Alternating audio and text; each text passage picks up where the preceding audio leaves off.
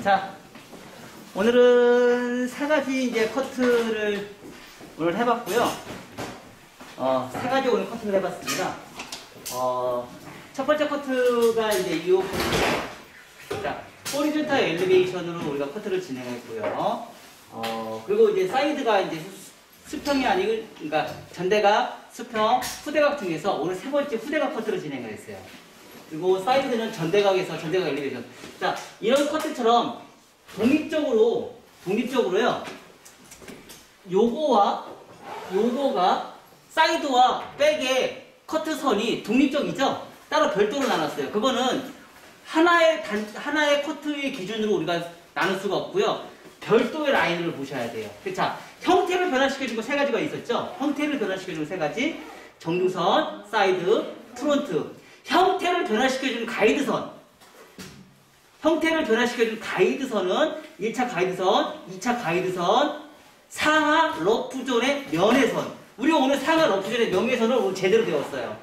그죠? 기존에 우리가 배웠던 거는 좀 가물가물했었는데, 우리가 전대각과 수평은 좀 가물가물했는데, 이제 9가지 디자인 중에서 3가지 오늘 마지막으로 하다 보니까 비교 분석을 하다 보니까 확실히 호리존탈 엘리베이션은 무거움이라는 게 존재를 했었었고, 버티컬은 가벼움이라는 게 존재를 우리가 했었었죠. 그게 바로 뭐 어디서 결정을 봐요? 러프존 면회선. 러프존 상하 면회선에 의해서 가벼움과 무거움이 결정이 되는가를 우리가 찾아냈었어요. 그러면 호리존탈 엘리베이션과 다이거널 엘리베이션으로 통해서 무거움을 만들었던 거를 굳이 이제 앞으로는 내가 가벼운 커트를 원한다 그러면 그 커트 기법을 우리가 커트를 하지 않고 버티컬 커트를 하면 질감을 처리할 수 있을 확률이 우리가 그만큼 낮아진다는 뜻이에요. 그쵸? 왜 호리존탈과 다이아고널 커트를 해서 무거움을 만들어 놓고 무거우니까 왜 질감으로 통해서 가벼움을 만드냐 이거지. 처음부터 가벼움을 만들어내면 굳이 내가 질감에 처리할 수 있을 확률이 그만큼 줄어든다는 얘기예요. 그래서 그걸 선택을 하는 거는 오로지 헤어 디자인의 몫이라는 거죠. 그래서 호리존탈 엘리베이션의 백사이드는 후대각 엘리베이션, 사이드는 전대각 엘리베이션. 그거와 동시에 우리가 발생이 되는 커트의 디자인들이 있었죠. 커트의 디자인들이 바로 뭐예요? 요런 부분인데 어때요? 요 부분 자체가 귀가 상당히 많이 파먹는다라는 거. 바로 여기 표현이 했었죠? 귀 파이는 부분. 요 상태에서 요만큼의 계획만큼 다 파먹었어요. 다 파먹었고, 느낌이 어때요? 베이지, 여기 지금 배불뚝이가 요만큼, 이만큼, 각이 어때요? 이렇게.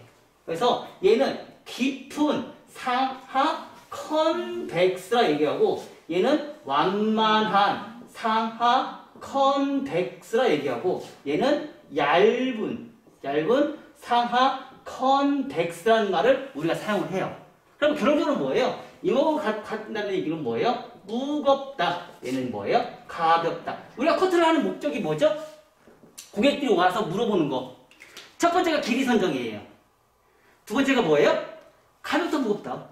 그쵸? 근데 그 가볍다, 무겁다를 층을 어떻게 내느냐에 따라서 가벼움과 무거움을 결정하는 거죠. 양감으로 가볍게 무거움을 낼 것이냐, 아니면 길이로 층을 많이 내서 가벼움과 무거움을 만들어낼 것이냐, 아니면 질감으로 가벼움과 무거움을 만들어낼 것인가. 이 차이인 거죠. 그 대신에 길이를 살릴 것이냐 말 것이냐. 길이를 살릴 것이냐 말 것이냐는 뭘로 결정을 해요? 1차 가이드라인.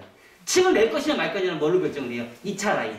그럼 거기에 가벼움과 무거움을 만드는 거를 뭐로 결정할 것이냐? 바로 호리존탈 엘리베이션이냐, 다이아고널이냐, 버티컬이냐. 이걸로 근데 상하 러프존의 면에 의해서 가벼움과 무거움을 또 우리가 만들어낼 수 있다는 거죠. 자, 전체적으로 이렇게 우리가 표현을 해서 보는데, 사이드에서 보는 관점만 우리가 판단을 하면 안 된다는 거예요. 항상 보는 관점은 3가지의 관점을 우리가 꼭 보셔야 돼요.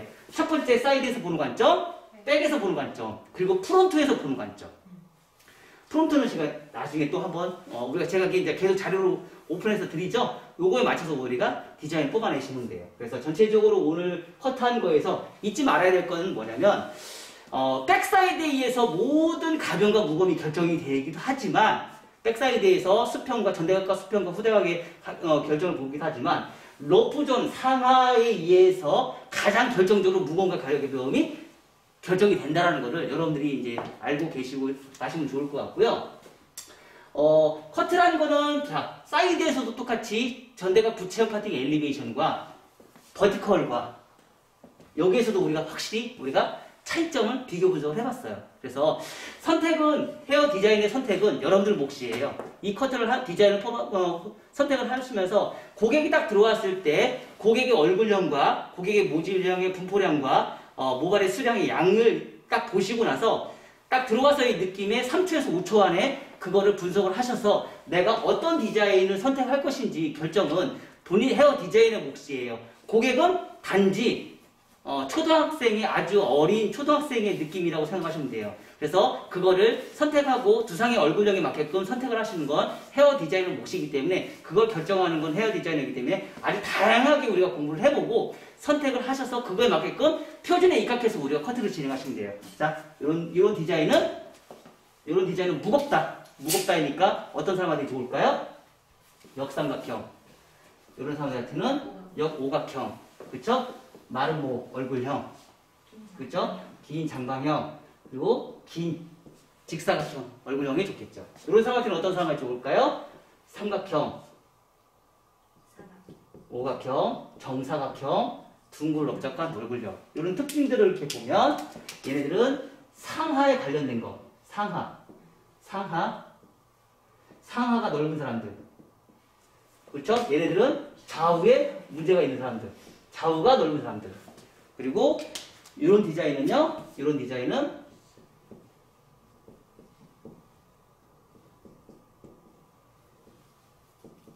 이런 디자인들은 어떤 사람한테요? 상하, 좌우에 비슷한 느낌을 갖고 있는 사람들. 뭐 이런 사람도 있을 수 있잖아요. 그쵸? 근데 이런 판단은 누가 해요? 디자이너가 결정 와야지.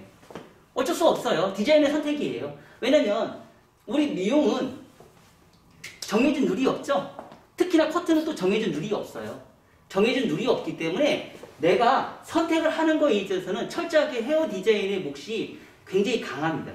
선택의 몫은. 그 대신에 고객은 정해져 있죠. 뭐가 정해져 있어요? 층. 이런 층을 낼 것이냐, 이런 층을 낼 것이냐, 이런 층을 낼 것이냐, 이런 층을 낼 것이냐, 이런 층. 고객은 정해져 있어요. 그 층은 고객은 정해져 있는 층을 따라서 내가 가변과 무거움은 어떤 걸 할 것이냐. 바로 이게 가장 핵심입니다. MMS에서 가장 중요시하는 거는 로프존 면에선 1차 가이드라인, 2차 가이드라인. 요 세 가지의 형태를 변화시켜주는 가이드라인. 세 가지. 이것만 잊지 마세요. 이게 모든 디자인의 결정체예요. 바로 선, 라인. 전대각이냐, 수평이냐, 후대각이냐. 이게 어느 위치에 있을 것이냐. 어느 위치에 있을 것이냐. 그거에 따라서 디자인은 달라진다. 아셨죠? 그것만 잊지 않으시고 진행하신다 그러면 커트에 대한 그 실패율은 굉장히 줄어들 것이고요. 여러분들이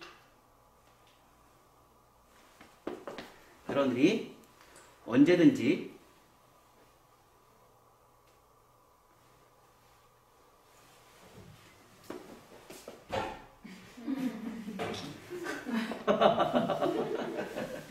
촬영 안 해줄 거잖아. 자, 이렇게 해서 이런 디자인이 있다라는 거를 여러분들이 확인을 해보시고요. 커트를 우리가 사실 지금 9가지 다 해봤어요. 그죠? 근데 되게 재밌는 건 뭐예요? 우리가 처음에 시작할 때 뭐 했었죠? 단발머리에 원섹션 해봤어요? 안 했었어요? 그래, 길이 선정 해봤어요? 안 했어요? 1cm층, 3cm층, 5cm층, 9cm층 원섹션에 해봤죠? 그리고 요번에는 2섹션, 5섹션에서 발생이 되는 가변과 무거움 또 층을 했죠. 통합 지금 단발머리만 9가지 디자인을, 18가지 디자인을 우리가 뽑아냈어요. 지금. 그죠? 원섹션에 9가지, 지금 이 디자인에 9가지. 그래서 통상 18가지의 단발을 표현했어요, 우리가.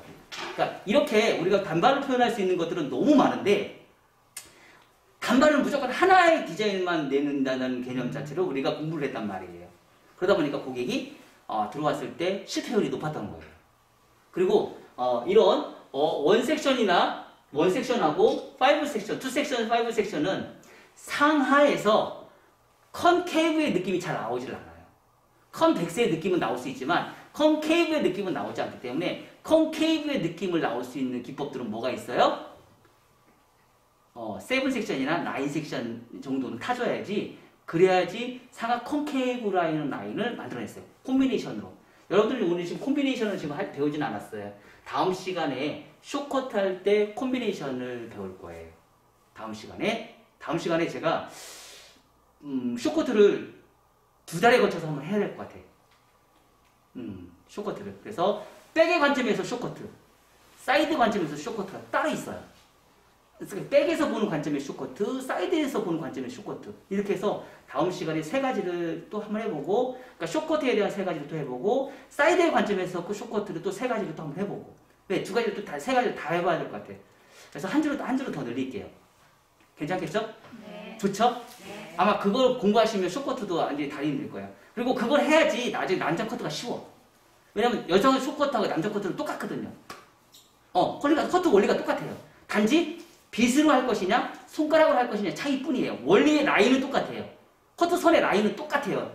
남자 커트랑 여성 커트의 원리는 똑같아요. 그래서 그런 방식으로 우리가 커트를 또 한번 진행해 봅시다. 아셨죠? 네. 고맙습니다.